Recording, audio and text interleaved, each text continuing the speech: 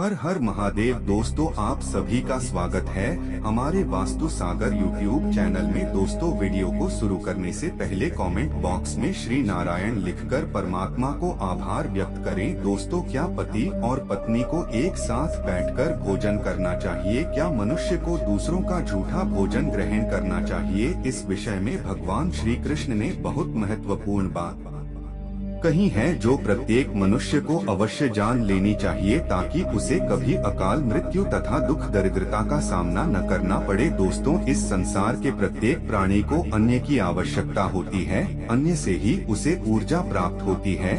हर पशु के लिए अलग अलग प्रकार के अन्न की आवश्यकता होती है। पशु भी अन्न ग्रहण करते समय ईश्वर के नियमों का भी पालन करते हैं। इसी प्रकार से मनुष्यों के लिए भी भोजन के कई महत्वपूर्ण नियम बनाए गए हैं।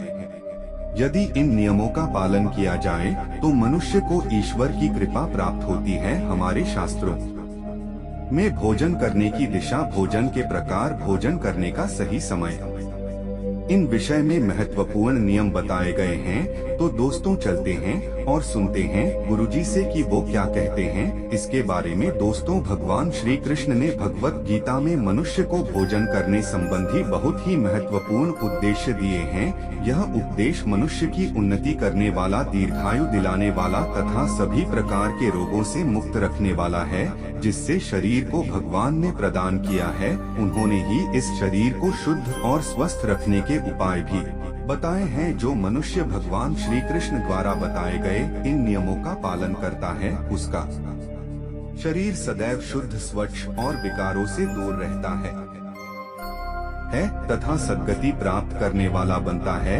भगवान श्री कृष्ण ने भगवत गीता के माध्यम से मनुष्य को भोजन के प्रकार बताए हैं। इस प्रकार के भोजन से मनुष्य की प्रवृत्ति क्रोधी, क्रूर और राक्षसी बनती है, और किस प्रकार का भोजन करने से मनुष्य सदाचारी, विनम्र और दूसरे के मन पर विजय प्राप्त करने वाला बन जाता है। मनुष्य जिस प्रकार का भोजन करता है, उसे उसी प्रकार का शरीर और विचार भी प्राप्त होते हैं।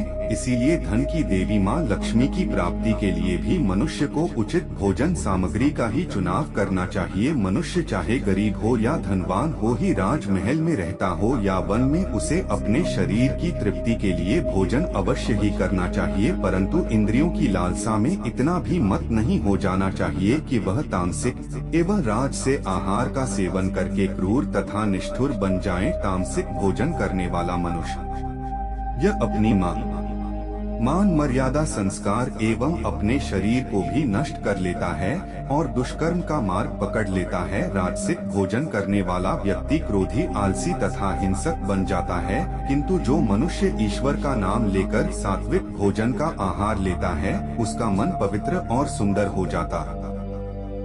ऐसे शरीर में भगवान सदा भी निवास करते हैं। दोस्तों, वास्तुशास्त्र में बताया गया है कि मनुष्य को किस दिशा में बैठकर भोजन करना चाहिए और भोजन करते समय उसका मुख कौन सी दिशा में होना चाहिए। भोजन शुरू करने से पहले मनुष्य को कौन सा मंत्र बोलना चाहिए और भोजन हो जाने के पश्चात उसे क्या करना चाहिए, ऐसी कई महत्वपूर्ण बातें बताई गई है। आज के इस वीडियो में हम आपको इन्हीं विषयों पर जानकारी देने वाले हैं। अगर भोजन करते समय परिवार के सभी लोग सही दिशा का ध्यान रखते हैं, तो घर से कलेश, दुख, दरिद्रता भी नष्ट हो जाती है और महालक्ष्मी की कृपा से घर में सुख समृद्धि आती है। दोस्तों, विष्णु पुराण के अनुसार भोजन शुरू करने से पहले थोड़ा सा अन्न भूमि पर रखना चाहिए, ताकि देवता, पशु पक्षी, सड़क तथा प्रेत पिशाच जो अपने कर्म बंधन से बने हुए हैं, उन सभी को अन्न की प्राप्ति हो। यदि भोजन करते समय कोई अतिथि आ जाए तो उसका स्वागत करें और उसे आसन देकर प्रणाम करके उसका सत्कार करें। फिर उसे श्रद्धा पूर्वक भोजन कराकर विदा करें, क्योंकि जिसके घर से अतिथि निराश होकर लौट जाता है, उसे वह अपने पाप देकर उसके शुभ कर्मों को ले जाता है। श्री कृष्ण कहते हैं, मनुष्य को पिता के घर में रहने वाली विवाहित कन्या और गर्भधारण की हुई स्त्री तथा वृद्ध को भोजन कराने के बाद ही भोजन करना ना चाहिए। इन सभी को भोजन कराएं बिना। जो स्वयं भोजन ग्रहण करता है, उसका भोजन 5 मई बन जाता है। ऐसा व्यक्ति नरक में ही जाता है। जो स्नान किए बिना ही भोजन करता है उसका भोजन मांस भक्षण के समान हो जाता है। जो बालक एवं वृद्ध आदि के हिस्से का भोजन करता है उसका भोजन विष्ठा के समान हो जाता है, और जो बिना दान किए ही भोजन ग्रहण करता है उसका भोजन विश्व के समान बन जाता है। मनुष्य को कभी भी दुराचारी व्यक्ति द्वारा दिया गया अथवा दूसरों द्वारा अपमानित करके दिया गया भोजन कभी भी ग्रहण नहीं करना चाहिए। मनुष्य को चाहिए यह कि परोसे हुए भोजन का अग्रभाग अग्नि को देखकर ही भोजन करना चाहिए। भोजन को एकाग्रचित्त होकर करना चाहिए। प्रथम मीठा, फिर लवण और खट्टा, और अंत में करते हुए एवं तीखे पदार्थों का सेवन करें। प्रथम पांचने वाले मौन होकर ग्रहण करनी चाहिए। ऐसा करने से व्यक्ति के सभी पाप कर्म तुरंत नष्ट हो जाते हैं और भगवान की कृपा से उसे जीवन भर कभी अन्न की कमी महसूस नहीं होगी। दोस्तों, वास्तु के अनुसार पूर्व दिशा में बैठकर भोजन करने से व्यक्ति रोगों से और मानसिक तनाव से मुक्त हो जाता है। बीमार बुजुर्गों को पूर्व की ओर मुख करके भोजन अवश्य करना चाहिए। इससे उनके स्वास्थ्य में सुधार होता है, क्योंकि पूर्व दिशा उगते हुए सूर्य की दशा है और सूर्य देव बल, आरोग्य तथा दीर्घायु प्रदान करते हैं। भोजन हमेशा स्वच्छ थाली में ही करना चाहिए। गंदी थाली में भोजन करने से जीवन में दुर्भाग्य आता है। एकादशी के दिन तामसिक अन्न का सेवन न करें। शास्त्रों के अनुसार जो मनुष्य एकादशी के दिन तामसिक अन्न अर्थात मांस का सेवन करता है, लक्ष्मी उसे छोड़कर चली जाती है। भोजन का अभाव करना शास्त्रों में अनर्थ माना गया है, इसीलिए थाली में जितना आवश्यक हो उतना ही भोजन ले। अगर कोई व्यक्ति साथ में भोजन कर रहा हो तो उसका भोजन समाप्त होने तक उठकर नहीं जाना चाहिए, इससे पितृदेव नाराज हो जाते हैं। भोजन के बाद थाली में हाथ धोना अनुचित माना गया है।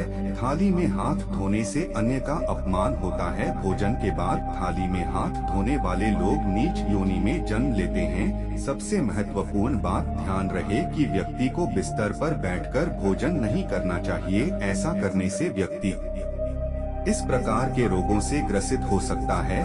भोजन केवल जमीन पर आसन बिछाकर उस पर बैठकर ही करना चाहिए। भोजन करते समय दिशाओं का ध्यान रखना बहुत ही आवश्यक होता है। यदि गलत दिशा में बैठकर अथवा गलत दिशा में मुख करके भोजन करने से व्यक्ति को उसके अनिष्टकारक परिणाम प्राप्त होते हैं। भगवान श्री कृष्ण कहते हैं, जिस भोजन के ऊपर से कोई पैर रखकर चला गया हो अथवा कोई व्यक्ति भोजन को कर चला गया हो तो ऐसी जन को कभी खाना नहीं चाहिए। ऐसा भोजन अशुद्ध हो जाता है। ऐसे भोजन को पशुओं को खिला देना चाहिए। दूसरों के द्वारा खा गया भोजन खाने से मनुष्य की आयु कम हो जाती है और उसके शरीर में भिन्न भिन्न प्रकार के रोग उत्पन्न होते हैं। गरुड़ पुराण के अनुसार यदि भोजन में बाल निकल आता है तो ऐसा भोजन प्यार हो जाता है। यदि अन्न में बाल निकलता है तो उसे ईश्वर को कभी प्रसाद के रूप में नहीं चढ़ाना चाहिए और न ही स्वयं खाना चाहिए। ऐसा भोजन प्रेतों को प्राप्त हो जाता है। श्री कृष्ण कहते हैं, मनुष्य को दूसरों के लिए परोसा हुआ भोजन भी नहीं खाना चाहिए। जो मनुष्य दूसरों का भोजन छीन के खाता है अथवा किसी को बिना दिए ही स्वयं उस अन्न का उपयोग करता है, उसे देवी अन्नपूर्णा रुष्ट हो जाती है। भोजन सभी में बांटकर खाना चाहिए। दूसरों के हिस्से का भोजन करने से मनुष्य के पुण्य कर्म नष्ट हो जाते हैं। पवित्र आसन पर बैठकर अपने पैरों को भूमि पर रखकर पूर्व की ओर सूर्याभिमुख होकर अन्न ग्रहण करना ही सर्वोत्तम माना गया है, और वह विमुख होकर भोजन करने से यश की प्राप्ति होती है और उत्तर की ओर मुख करके भोजन करने से सत्य की प्राप्ति होती है। दोनों हाथ, दोनों पैर तथा मुख्य को पानी से धोकर ही भोजन करना चाहिए। भोजन के पात्र को भूमि पर रखकर अन्न ग्रहण करना ही सर्वश्रेष्ठ माना गया है। शास्त्रों में इस प्रकार के भोजन को उपवास के समान बताया गया है। मनुष्य को क्रोध रहित होकर भोजन नहीं करना चाहिए। क्रोध की अवस्था में भोजन करने से भोजन का अपमान होता है और कई व्याधियां उत्पन्न होती है। यदि ध्यान कहीं और हो तब भी भोजन नहीं करना चाहिए और से भरे मन से भी भोजन करना अशुभ होता है। जो जूते पहनकर भोजन करता है, इस प्रकार के भोजन को आसुरी भोजन कहा गया है। ठीक मध्य रात्रि में ठीक मध्याह्न होने पर भी भोजन करना अशुभ माना गया है। यदि पेट खराब हो तब भी भोजन नहीं करना चाहिए। गीले वस्त्र पहन कर के भी भोजन करना अशुभ होता है।